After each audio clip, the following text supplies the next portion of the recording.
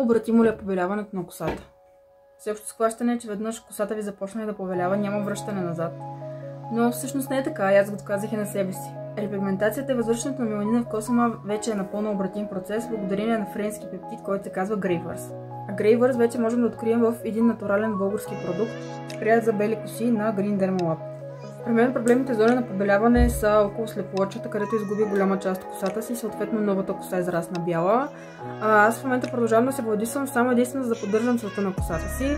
Това са моите корени на месец и половина. Както виждате, бели коси няма. Как правилно да използвате спрея за бели коси на Green Derma Lab? Всяка сутрин и всяка вечер нанасяте на местата, където имате концентрирано побеляване. От вас се изисква само да сте постоянни. Освен на репигментиращия пептид, в спрея са вложени редица натурални съставки, които да спрат косопада, така че косата ви да стане още по-красива. Защо да се доверите на спрея за бели коси на Green Derma Lab? Първо, за собствено самочувствие, да се чувствате по-млади. И второ, за да поддържате косата си здрава и да разредите времето между отделните владисвания.